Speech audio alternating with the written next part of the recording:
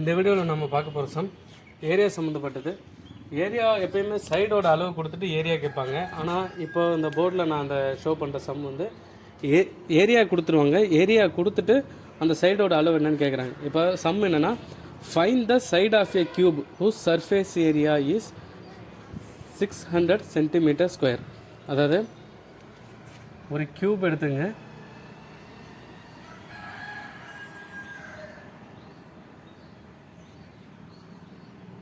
அந்த கியூபோட சைடு அளவு தெரியாது, சைடு ஏன்னு வச்சிங்களேன். இது கியூப்பை பொறுத்த வரைக்கும் சைடு வந்து லென்த்து, பிரெத்து, ஹைட்டு எல்லாமே சேம் தான். பிரெத்தாக இருந்தாலும் அது ஏ தான், ஹைட்டாக இருந்தாலும் அது ஏ தான். ஸோ சைடுன்றது ஒன்று தான்.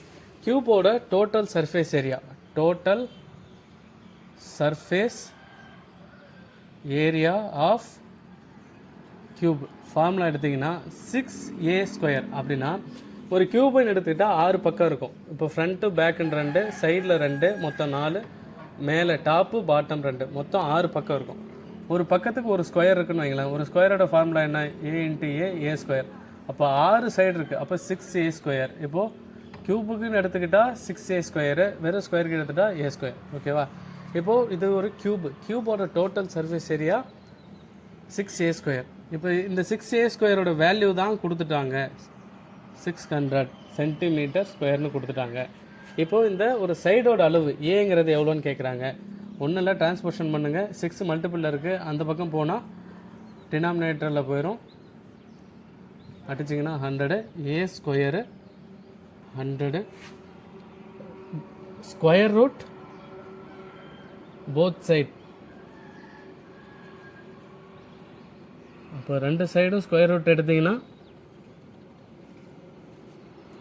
இது உள்ள a இன்ட்டு a இருக்கிறதா அர்த்தம். இங்கே இதை நீங்கள் ஃபேக்டர் பிரிச்சிங்கன்னா 10 இன்ட்டு 10ன்னு போடும்.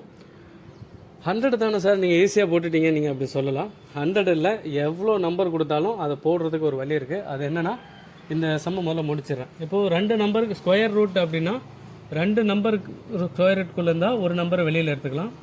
இதுவும் அது மாதிரி தான். ஓகேவா? அப்போ சைடோட அளவுங்கிறது 10 சென்டிமீட்டர்.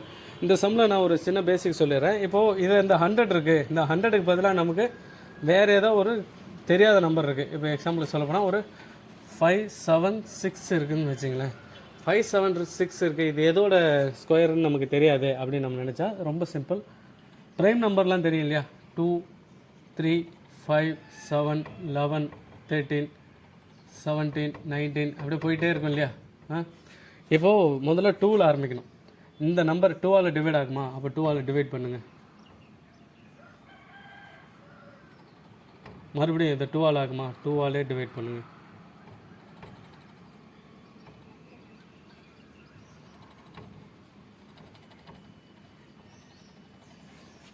முடிஞ்சா? எத்தனை 2 இருக்குது? இப்போது 576க்கு இது வேறு, இந்த சம்முக்கு சம்மந்தம் இல்லை. ஆனால் இந்த சம் ஸ்கொயர் ரூட் 100 மாதிரி ரவுண்டாக இல்லாமல் இந்த மாதிரி நம்பர் வந்துச்சுன்னா என்ன பண்ணுறதுன்னு கேட்குறோம். இப்போ 576 ரூட்டுக்குள்ளே வந்துருச்சுன்னா என்ன பண்ணுவோம்? இந்த 576ன்றது 2 6 டைம்ஸ் போட்டு மல்டிப்ளை பண்ணுறது, அப்புறம் 3 2 டைம்ஸ் மல்டிப்ளை பண்ணணும். அதுக்கு சமமாக 2 × 2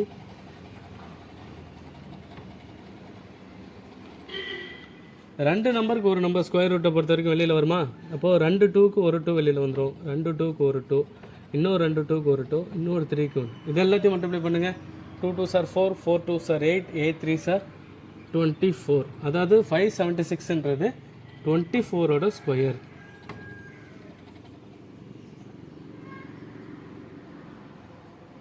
ஓகேவா? இப்போ ஒருவேளை இது ஒரு வித்தியாசமான நம்பராக இருக்குது, இந்த மாதிரி கரெக்டாக ரவுண்டாக வராமல் உள்ள ஒரே ஒரு 5 மட்டும் எக்ஸ்ட்ரா இருக்குன்னு வைங்களேன். இப்போ சம்திங் இது கூட இன்ட்டு ஒரு